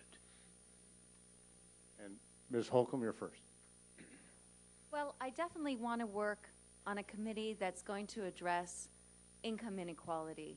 We've started to see this vast disparity between those who are most in need and the richest Americans in the 1980s. And that's only grown significantly worse. And so in order to bridge that gap, to have fair taxation, to make sure that we actually can implement programs that support families and bring them the opportunity to live the American dream, I want to be part of that committee that's going to make that happen. Thank you. Mr. Peterson. The first committee I'd want to participate in is Ways and Means. So I build financial systems for Fortune 500 companies, and being able to control the purse strings in Congress is key and important. And one of the key elements of the systems that we build, systems are designed to share information actively, which is kind of contrary to the way Congress operates. And exposing that information, releasing it to the people, and letting people see who's behind all of the spending in Congress. I have colleagues that are working at Citability, and their motive is to illustrate who's writing all of the clauses of every piece of legislation, who's the lobbyist, who's the company that's behind those pieces of information. So those two things in combination together reveal to us how our money is being spent. The second committee that I would pursue is the Energy Committee. The Energy Department, the Energy Committee has huge, broad responsibilities, but in terms of our energy, our usage, we're way behind where we should be because the fossil fuel industry has us tied to them, their monopolies. There's so many laws that protect them that it's held up wind and solar. Thank you. Ms. Walters. So I'm an environmental scientist, so environment and energy is one of the committees that I think I would be the strongest in terms of representing you. But the real reason I like the idea of serving on the Energy and Environment Committee is because so much of what's happening in our region is going to be driven by climate and what's happening to the climate today and the way that we're going to respond and to deal with those changes, both to try to mitigate the impact on our daily lives, but also how we're going to reverse it. And that's a super critical thing. It's one of the most important things we can be doing in the next generation is working on our climate issues. And therefore, the Environment and Energy Committee is one of the very first. But the second is the Foreign Affairs Committee. And, you know, a lot of people think, hey, she's from Plumas County and what the heck, right?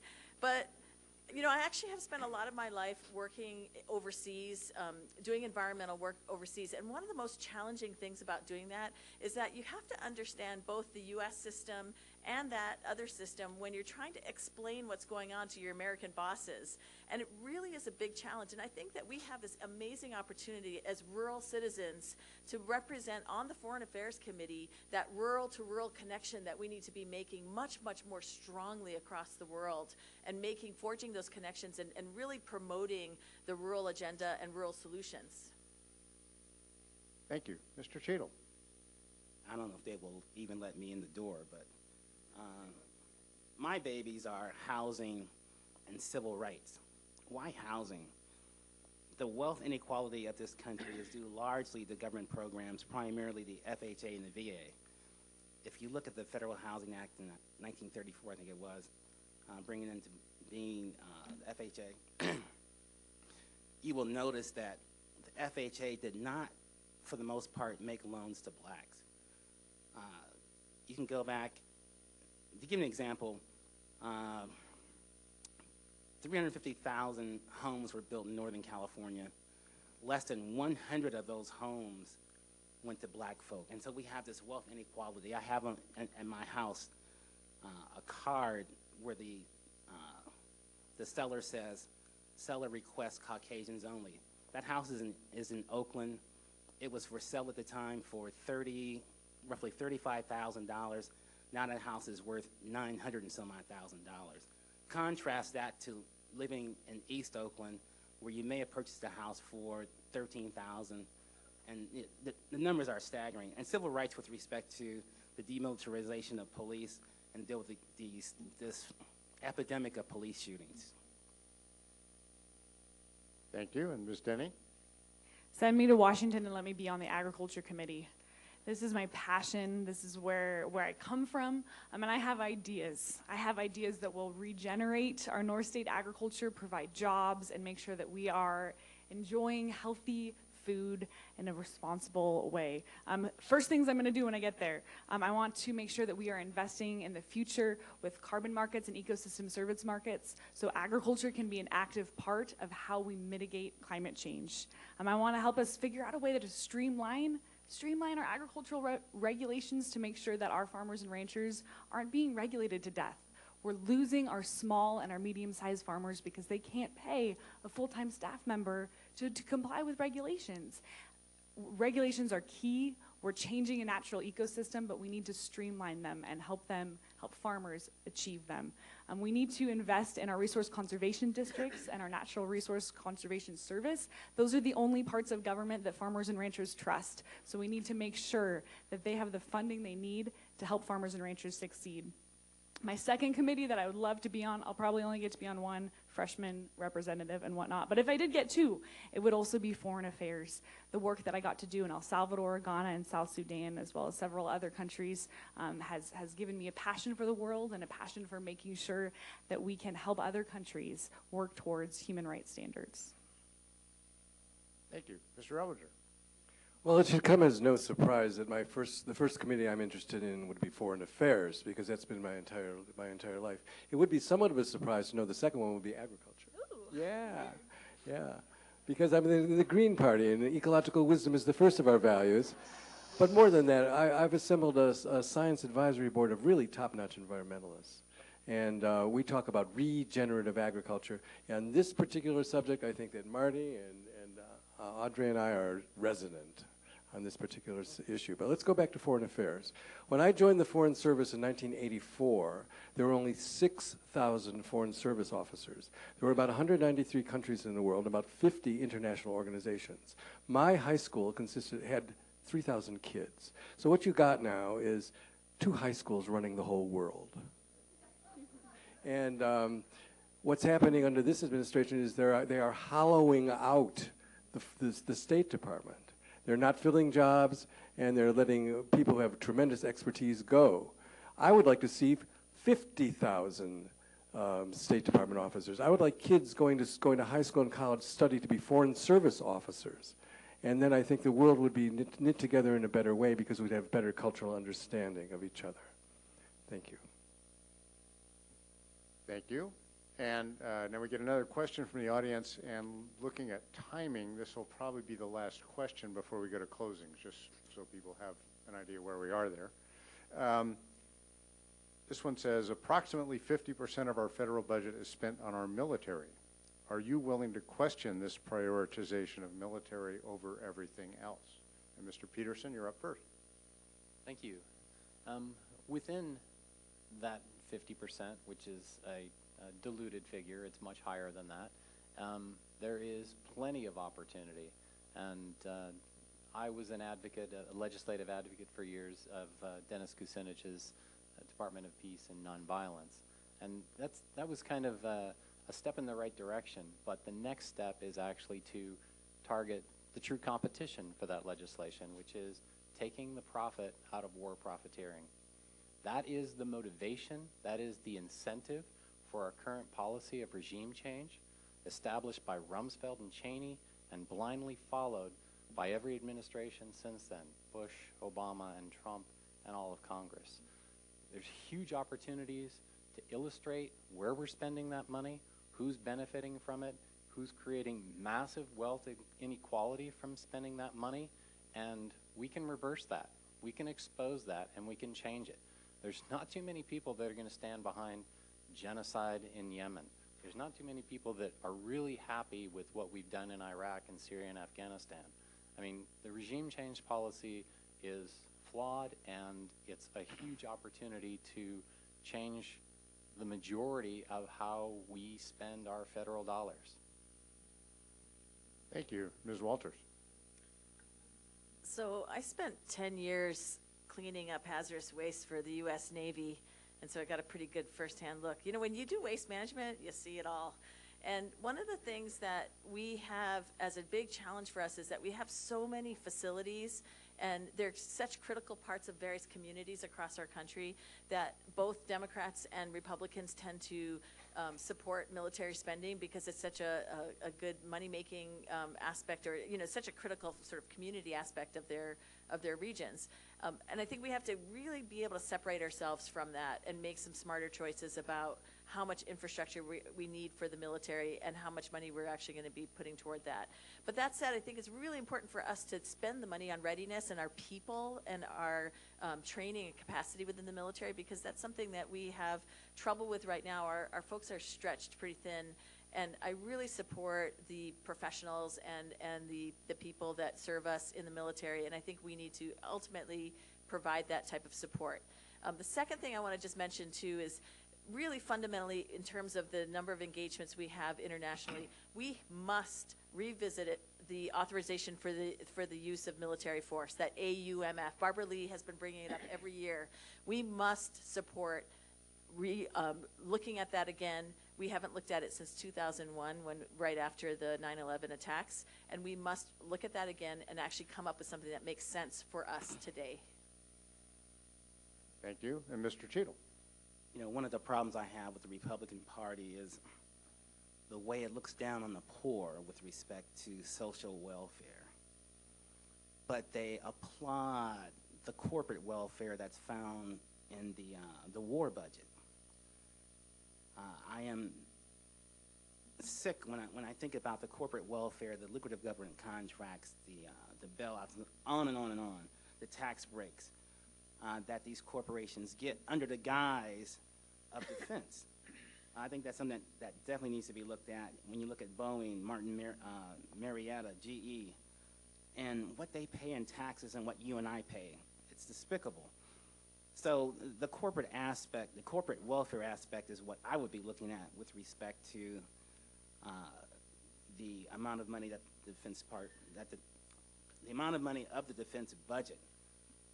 That's what I would be looking at, because corporate welfare is killing this country. Ms. Denny. So we spend more on our military budget than the next 8 countries combined. It's a total of $716 billion this year. I mean, we absolutely need to look at this and readdress it so that is so we can create good stewardship of our taxpayer dollars. I want to tell you just a little bit about what I think we should be doing with those taxpayer dollars, and that is making sure that more of them get back into the hands of our counties.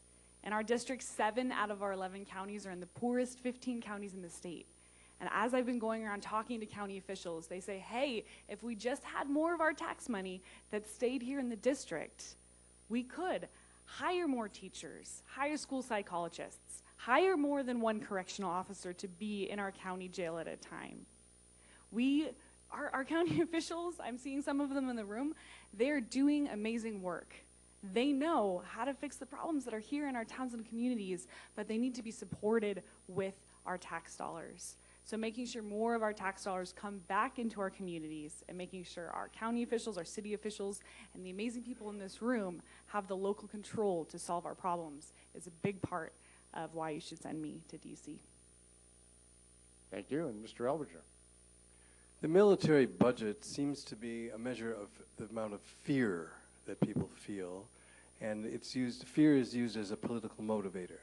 In the 20th century, fear and greed were the primary political motivators. In the 21st century, and we are 18 years into the 21st century, the political motivators have got to be love and courage. So I have to say that all the things I've heard so far, we have to agree with the corporate welfare. Dwight Eisenhower talked about the military-industrial complex, and he warned us about the dangers of that. And so we still have a situation of corporate welfare. The Green Party is very clear about demilitarization of everything, and it starts within our hearts. Peace is going to start inside of us, and it's going to manifest outside. It doesn't go the other way around. In the Green Party headquarters in Mount Shasta, we meditate from 9 to 10 every morning. Tell me about another party that does that. I've never heard about that before. Because peace starts inside. So as long as people are in a state of fear, they can be whipped into agreeing to spending trillions of dollars on war and killing each other. But I want to see people go inside, vote your conscience, and just experience real peace. Thank you. Thank you. And Ms. Holcomb? So our budgets are a reflection of our values. The fact that we spend well in excess of Russia and China, which have major military forces, on our military equipment is a reflection of the lobbying power of effectively the military-industrial complex that we have created. And the fact that that money's not coming back to teachers or to textbooks or for infrastructure shows that the elected officials that we have in office value those relationships with their donors more than they value us. But the reality is that this excessive spending on the military is not actually making us safer. The poor decisions that are being made by this administration are endangering our safety. Sending the National Guard to the border of Mexico, our ally, and exaggerating a risk with MS-13 is putting our National Guard at risk. And these are men and women in our community who are working here, who have families here, that are now being called up to something that's basically a manufactured fear. We need to turn our military budget into prioritizing our veterans, into prioritizing enhancing our State Department, into prioritizing real measures that keep us safe, and not just something that benefits the largest donors. Thank you. And now we will go on into the closing. So we do have 2 minutes each to do your closing, and sort of fits that we start at the far end. Ms. Walters. Thank you so much for coming out tonight. It has just been a pleasure, and it's been a wonderful experience to be on the panel with 5 other wonderful people. Thank you. I can't say enough about that. You know, this experience of running has been such a eye-opening and sort of heart-opening experience for me because I've spent the last year traveling around this district and talking with voters and people in our communities all over the place, from the smallest communities to the largest. You know, our 2 largest towns are Reading and Chico, and I've spent a fair amount of time there. And it's been about, you know, showing up, and at first nobody knows who you are, and then showing up again, and then showing up again and again and again, and finally people recognize me. And you know, I'm walking down a street in downtown Reading, and somebody says, "Hey, Marty," you know, that kind of work is what we need to actually have a chance of success in going up against an incumbent Republican in this district. That's the kind of work that I'm willing to put in on my campaign. It's the kind of work that I'm willing to put in as a representative for you in Washington. So ultimately, you know, I'm a simple person. I'm kind of one of these people that's really action-oriented, and I'm not super great at talking and doing public speaking and thinking about aspirations. I'm so thankful Louis is great at that because I take inspiration from you, Louis.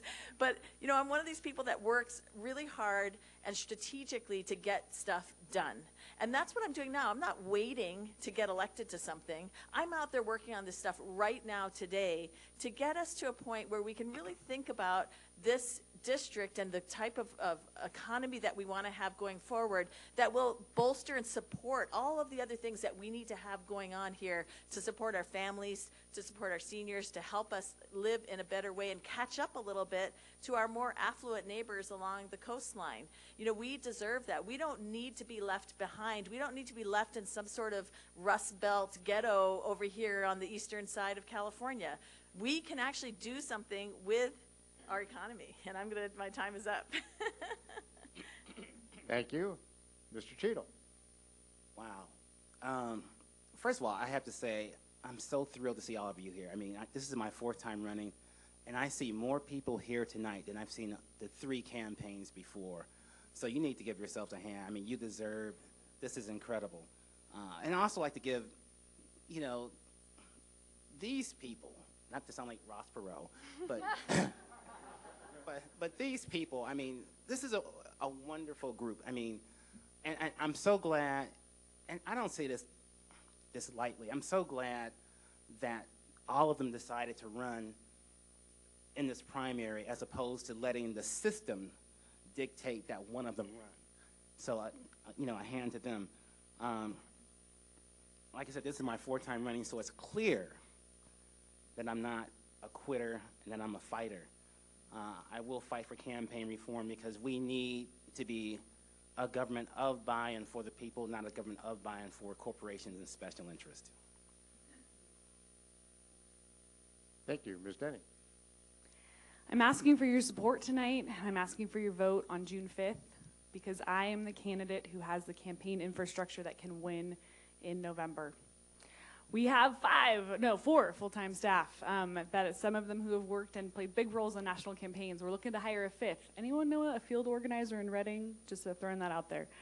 We have over 100 active volunteers. We have 6 college interns and 3 nationally renowned consulting firms working with us, and I'm campaigning full-time. We have an office in downtown Chico that's open 7 days a week. We have a hub on Commercial Street here in Nevada City. We have a hub opening in Quincy, and we are ready to open hubs in Mount Shasta and an office in Reading. We're canvassing. I've got canvassers going out every single day. They've been canvassing for 5 weeks, and they're knocking 1,000 doors a week using our targeted voter data file software. And they're doing amazing. We're setting up to have phone banking and peer-to-peer texting up within 10 days, and we're getting some pretty exciting endorsements. I mentioned the Our Revolution Chico. We got the Chico State Democrats, the California Young Democrats, the arm of the party representing those 35 and under endorsed us. Today, the California Teachers Association endorsed my campaign, and we got co-endorsed for another as of yet unnamed state-level union. And all of this to say, folks, that we have a campaign and we have a chance to win this year. We have a chance to get Doug LaMalfa out this year. The progressive base has never been more energized, and we have never put forward a candidate who can draw the broad support base that we'll take to win. It is going to be my honor, the honor of a lifetime to serve you, and I humbly ask for your support and your vote on June 5th. Thank you. Thank you. Mr. Elbinger. I want to recite a poem by a man named Robert Mueller, not the Robert Mueller who's in the news now. This guy was the Assistant Secretary General of the United Nations. He was a chancellor at the University of Peace in Costa Rica, and he passed away in 2010. But in 1982, he wrote a poem for the Networking Institute, and the poem is called Decide to Network. Decide to network. Decide to network. Let every letter you write, every conversation you have, every meeting you attend, every moment alone, express your fundamental dreams and desires. Affirm to others a vision of the world you want. Network through thought, network through action, network through love, network through the spirit. You are the center of a network. You are the center of the world. You are a free, immensely powerful source of life and goodness. Affirm it, spread it, radiate it, think day and night about it, and then you will see a miracle happen, the greatness of your own life. In a world of big powers, media, and monopolies, but of 7 billion individuals, networking is the new freedom, the new democracy, a new form of happiness. Thank you. Thank you. Ms. Holcomb. So a question was asked earlier, how are we going to bring people together, particularly in a largely conservative district?